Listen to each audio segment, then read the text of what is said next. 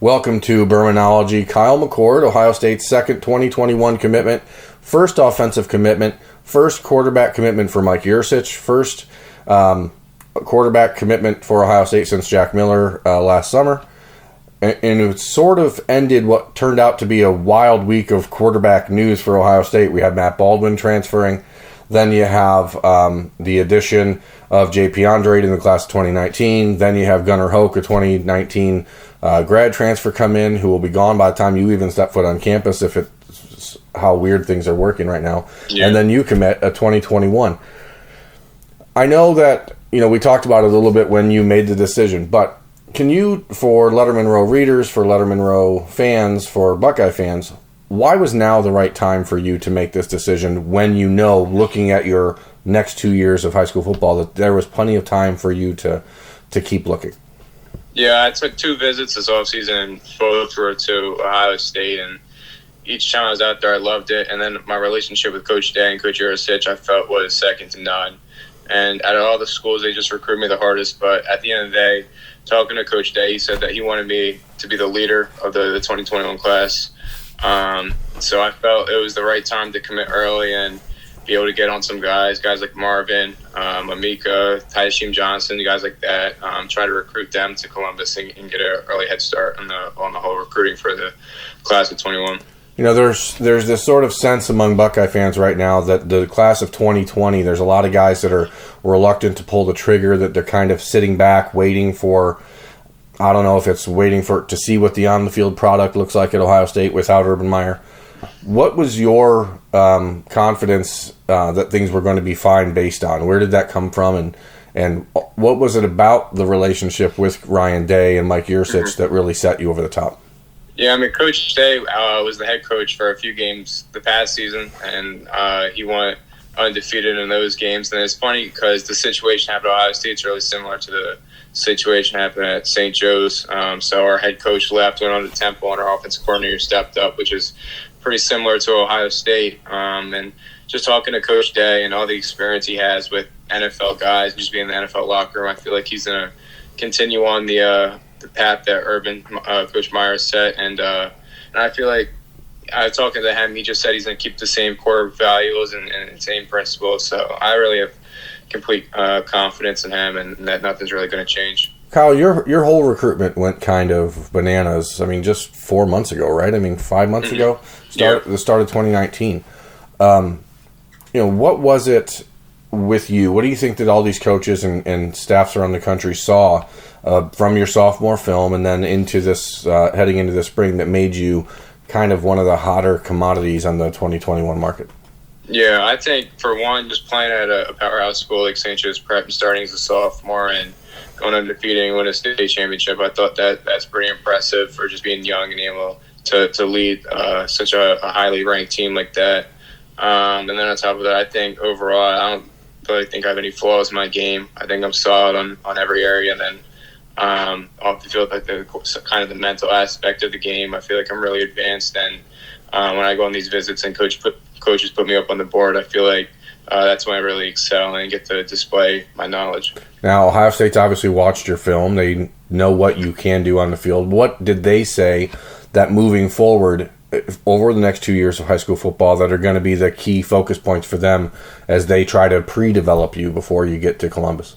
Mm-hmm. So I actually am trying to early enrollee after my senior season. So Coach Day has actually been in contact with my head coach, and same as Coach Yurcich. I've talked to him a bunch, and so they're going to give me the playbook to start studying early. So when I get in, hopefully after my senior season, and get to Ohio in January of 2021, I'll just hit the ground running and have complete knowledge of the offense and not really miss a beat. Ohio State, it's been a long time since they've recruited Philadelphia well, and I can't think of the last time they recruited anybody from St. Joe's. I don't think they ever have, to be honest. And for that high school in a part of the country that is kind of surrounded by Ohio State rivals, how difficult was it for that relationship to get established? And was there something that this Ohio State staff did differently that maybe opened the door in that high school when it hadn't been before? Yeah, I think for one, they just made a really good first impression with not only myself, but obviously recruiting Marvin too. Me and Marvin talk all the time, and for both of us, really, Coach Ursich for me, Coach Hartline for him, they just recruited us the hardest, and they're just consistent. Some schools would offer me, I'd never talk to them again, or some schools would offer me and say, oh, let's talk. And we talk like once or twice a month. But with Ohio State, I was on the phone with Coach Ursich and Coach Day 3-4 times a week. So I think just building that relationship was key. And I knew going into it, I wasn't going to let like distance and, what people around me like their favorite college teams and all that. So I just knew I was going to make the best decision for myself. And at the end of the day, I just felt complete confidence in Ohio State. So I didn't really feel as if there was any need to wait to pull the trigger. I mean, again, you're from an area of the country that is traditionally very Penn State heavy. Your father played at Rutgers, so there's some East Coast ties there. Was there any sort of difficulty in telling people around you, hey, I know a lot of you people believe I should go to Penn State or want me to go to Penn State? How hard were those conversations? Not hard at all. I mean, I know that talking to the people that matter to me most, my coaches and my family, they want me to make the best decision for myself. And even my dad graduating from Rutgers and being an alumni and still having a lot of ties and connections back to there. He wanted me to make the decision that's best for myself, and he knew that was Ohio State. So it wasn't really too hard telling people that I was going to Ohio State instead of schools like Penn State or Rutgers. All the people that are close to me want me to make the decision that's best for me, and I feel like that's what I did. One thing that I think a lot of people are curious about is about the offer process, about how it goes from a guy who a lot of people hadn't heard of before February 1 to now here we are entering May and you're committed to Ohio State. How did you know what the Ohio State staff was saying to you and to other quarterbacks? The quarterback fraternity is so small. How did you and other guys around the country who had also been offered by Ohio State, how much banter, how much back and forth was there about visits, about what was being said to each other, about how they were shaping up their own quarterback board? Yeah, so I'm pretty good friends with J.J. McCarthy, who obviously has an offer from Ohio State, and I think there are 2 or 3 other kids that had an offer. But on my first visit to Columbus back in February when I met with Coach Day, at the end of the meeting, he's like, yeah, you're our guy. And at first I didn't know if that meant I was their number 1 guy on the board or he was just saying it. But then after my second visit, they started talking about committing. He said that I was the number 1 guy on their board and they weren't taking any other commitments until I made it my decision. So for him to say that, and I know obviously having Coach Ursich and Coach Day both on board, I mean, it's very attractive for quarterbacks.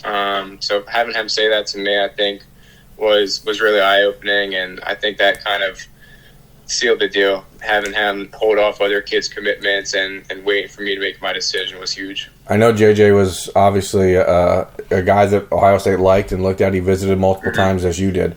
Are you guys now, I mean, I think we kind of all have an idea of what's coming, which is likely that JJ ends up playing at Michigan. Mm-hmm. And how does that relationship change from now? And are you thinking about that yet? Are you thinking, okay, we have 2 years of being friends still, and then 4 years of not being friends? Yeah, I wouldn't say like we're gonna let competition get in the way of our friendship. It's good to have a kid who is getting the same recruiting process and is kind of going through the same thing as you, and you can always reach out and relate to. So, I mean, he's been nothing but friendly to me and supportive as I've been to him. So I don't think, we're a college decision because there's plenty of schools that he has offers from and he would be a great fit. But I don't think we're going to let, the whole college thing get in the way of our friendship. But I think it's just kind of iron sharpens iron. I'll see him at a few camps and we'll kind of go head to head. But at the end of the day, I think we're still going to be friends. But we'll say in 2 years if it goes to the team up north, that might have to change. Speaking of camps, what are you doing this summer? What are you doing to get yourself, better, to raise your profile a little bit? It's obviously different. You're committed to Ohio State now. The profile doesn't get a whole lot bigger. But what do you do to better yourself, to get yourself more prepared, and what's the plan for getting back to Columbus? Yeah, so the only camps I've done this offseason, I went to the opening, the Under Armour camp, and then I went to Rivals. So I'm still waiting to hear back if I got invited to the 5-star challenge down in Atlanta. And you were the MVP at the opening regional. Okay? Yeah, I was the MVP at the New Jersey regional. What did they say? Are you too young for them to take to the Elite 11? Yeah, so they'll invite underclassmen if you're not a quarterback, but quarterback's the one position where you have to be a rising senior. So even though I won MVP, they still invited out Drew Pine from the regional. So they said if I was going to be a rising senior, I would have got the invite, but I'm just too young right now. So we'll see. Hopefully next year I get the invite out to the finals, but there's a lot of time between now and then. Does Ohio State ask you to get back to camp this summer in front of them so you can work with Coach Day and Coach Yursich?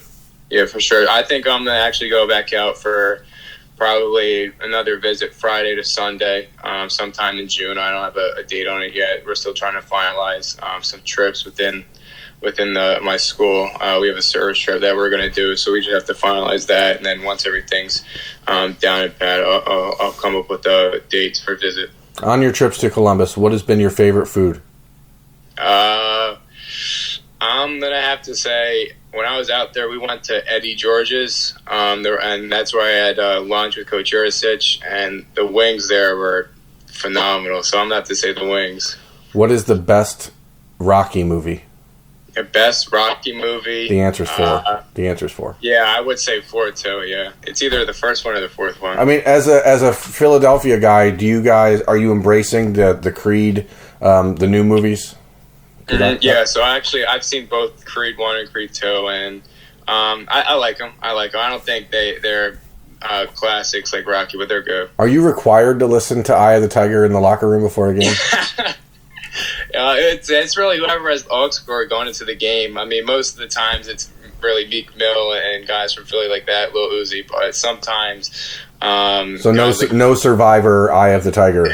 Usually not. That's actually disappointing. I thought that you guys would have... I mean, in the summer, like at 2 days and stuff, is that always on? Yeah. While you're running drills? Funky stuff that comes on the radio or the speaker, actually, that you'll hear at practice, and you're like, who has the aux cord? But how do you determine who has the aux cord? Is there like does somebody really win it? Whoever gets it first. Oh, so wow.